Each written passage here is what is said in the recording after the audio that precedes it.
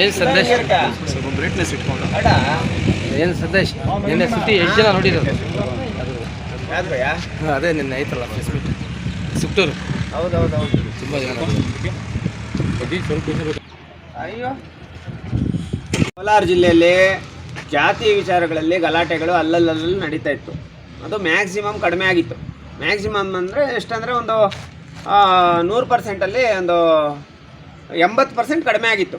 ಇನ್ನು 20% ಅಲ್ಲಲ್ಲಿ ನಡೆಯೋದು, ಜಾತಿ ದೌರ್ಜನ್ಯಗಳಾಗೋದು, ಅಟ್ಯಾಕ್ಗಳಾಗೋದು, ಹೊಡೆಯೋದು ಇವೆಲ್ಲ ಮಾಡ್ತಾಯಿದ್ರು. ಆದರೆ ಇತ್ತೀಚೆಗೆ ಒಂದು ತುಂಬ ಮನಸ್ಸಿಗೆ ದುರ್ಘಟನೆ ಒಂದು ನಡೆದಿದೆ. ಎಲ್ಲಿ ನಮ್ಮ Masti police station limits, Tekal ಹೋಬಳಿ, ಕ್ಷೇತ್ರನಹಳ್ಳಿ ಗ್ರಾಮದಲ್ಲಿ. ಆ ಊರಲ್ಲಿ SCಗಳನ್ನ ದೇವಾಲಯ ಪ್ರವೇಶ ಇದ್ದಿಲ್ಲ. ಕ್ಷೇತ್ರನಹಳ್ಳಿ ಗ್ರಾಮದಲ್ಲಿ SCಗಳದ್ದು ದೇವಾಲಯ ಪ್ರವೇಶ ಇದ್ದಿಲ್ಲ.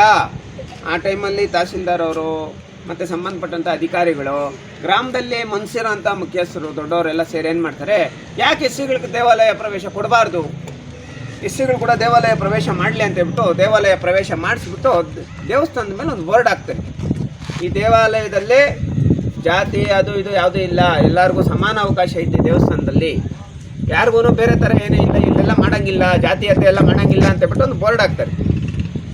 ಅದನ್ನು ಎಷ್ಟೆಲ್ಲ ನಮ್ಮ ಹುಡುಗ ಒಬ್ಬ ಸುದರ್ಶನ್ ಅಂತ ಹೇಳ್ಬಿಟ್ಟು ಆ ಹುಡುಗ ಮಾಡಿಸ್ದ ಅಂತೇಳ್ಬಿಟ್ಟು ಆ ಊರವ್ರಿಗೆ ದೇವಾಲಯ ಪ್ರವೇಶ ಮಾಡಿಸ್ದ ಅಂತೇಳ್ಬಿಟ್ಟು ಆ ಹುಡುಗನ ಕೊಲೆ ಮಾಡೋಕ್ಕೆ ಹೋಗಿದ್ದಾರೆ. ಕೊಲೆ ಮಾಡಿ ಅಟ್ಯಾಕ್ ಮಾಡಿ ಆ ಹುಡುಗ ಪಾಪ ಸೆಲ್ಫಿ ವಿಡಿಯೋ ಮಾಡ್ಕೊಂಡು ಹೋಗಿ. ಆ ವಿಡಿಯೋದಲ್ಲಿ ಏನು ಮಾಡ್ತಾರಂದರೆ, ನನ್ನ ಮಕ್ಕಳೇ ನೀವು ದೇವಸ್ಥಾನದ ಮೇಲೆ ಬೋರ್ಡ್ ಹಾಕಿದ ತಕ್ಷಣ ನೀವೇನು ಐಕ್ಯಾಶ್ ಅವ್ರು ಹಾಕ್ಬಿಡೋಕ್ಕಾಗೈತಾ, ದೇವಸ್ಥಾನದ ಮೇಲೆ ದೇವಾಲಯ ಪ್ರವೇಶ ಮಾಡಿಸ್ತಾ ಇದ್ದೀವಿ ಅಂತ ಬೋರ್ಡ್ ಹಾಕಿದ ತಕ್ಷಣ ನೀವೆಲ್ಲ ಒಕ್ಕಲಿಗರಾಗಬೇಕಾಗೈತಾ, ಗೌಡ್ರು ಹಾಕೋಕ್ಕಾಗೈತಾ, ನೀವೆಲ್ಲ ದೊಡ್ಡವ್ರು ಆಗ್ಬಿಟ್ರ ಅಂತೇಳ್ಬಿಟ್ಟು ಆ ಒಂದು ವಿಡಿಯೋದಲ್ಲೇ ಬೈದವ್ರಿ. ರಾಮಕೃಷ್ಣಪ್ಪ ಮತ್ತು ಅವ್ರ ಫ್ಯಾಮ್ಲಿ ಮತ್ತು ಅವರು ಅಟ್ಯಾಕ್ ಮಾಡಿರೋಂಥ ಹುಡುಗರು ಗಾಡಿ ಅಡ್ಡ ಹಾಕ್ಕೊಂಡು ಅಟ್ಯಾಕ್ ಮಾಡಿ ಅವ್ನು ಹೊಡೆದಿರೋಂಥದ್ದು ಸೆಲ್ಫಿ ವಿಡಿಯೋ ಮಾಡಿಕೊಂಡು, ಸರ್ ನಮ್ಮ ಮೇಲೆ ಈ ಥರ ಅಟ್ಯಾಕ್ ಮಾಡಿದ್ದಾರೆ, ನಮ್ಮ ಮೇಲೆ ಈ ಥರ ಹೊಡೆದಿದ್ದಾರೆ, ನಮ್ಮನ್ನು ಹಿಂಗೆಲ್ಲ ಮಾಡಿದ್ದಾರೆ ಅಂದ್ರೂ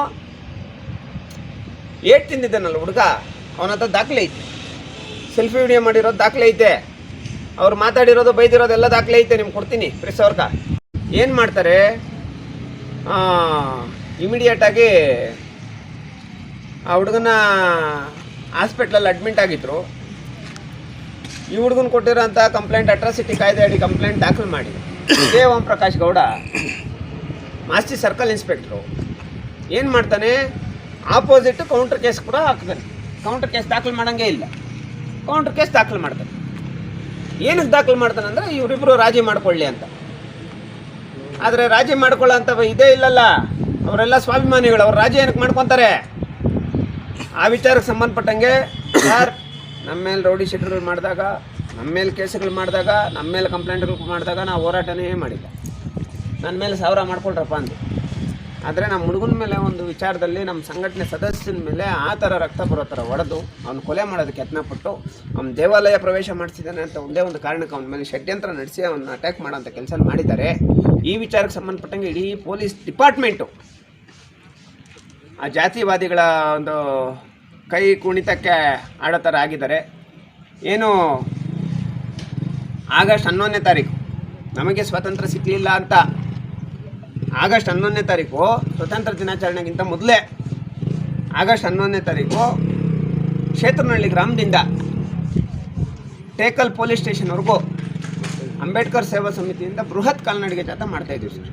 ಅಂಬೇಡ್ಕರ್ ಸೇವಾ ಸಮಿತಿ ವತಿಯಿಂದ ಸುಮಾರು ಒಂದು 15ರಿಂದ 20,000 ಜನ ಸೇರಿ ಬೃಹತ್ ಕಾಲ್ನಡಿಗೆ ಜಾಥಾ ಮಾಡ್ತಾಯಿದ್ದೀವಿ. 11ನೇ ತಾರೀಕು ನಾವು ಮಾಡ್ತಾ ಇರೋಂಥ ಹೋರಾಟ ಟೈಟ್ಲ್ ಏನಂದರೆ, ಕೋಲಾರ ಜಿಲ್ಲೆಯಲ್ಲಿ ದಲಿತರಿಗೆ ಸಿಗದೇ ಇರೋಂತಹ ಸ್ವಾತಂತ್ರ್ಯ.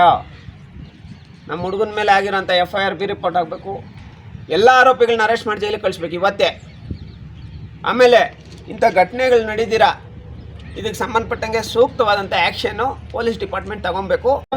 ಓಂ ಪ್ರಕಾಶ್ ಗೌಡ ಸರ್ಕಲ್ ಇನ್ಸ್ಪೆಕ್ಟ್ರು ಅವ್ರನ್ನ ಈ ಕೂಡಲೇ ಸೇವೆಯಿಂದ ವಜಾ ಮಾಡಬೇಕು ಅಂತೇಳ್ಬಿಟ್ಟು ಒತ್ತಾಯಿಸಿ ಕ್ಷೇತ್ರನಹಳ್ಳಿ ಗ್ರಾಮದಿಂದ ಟೇಕಲ್ ಪೊಲೀಸ್ ಠಾಣೆವರೆಗೂ ಬೃಹತ್ ಕಾಲ್ನಡಿಗೆ ಜಾಥಾ. ನಮ್ಮ ಮೇಲೆ ಕೇಸ್ ಆದರೂ ಕಂಪ್ಲೇಂಟ್ ಆದರೂ ಏನಾದರೂ ಮಾಡೇ ಮಾಡ್ತೀವಿ ಸರ್.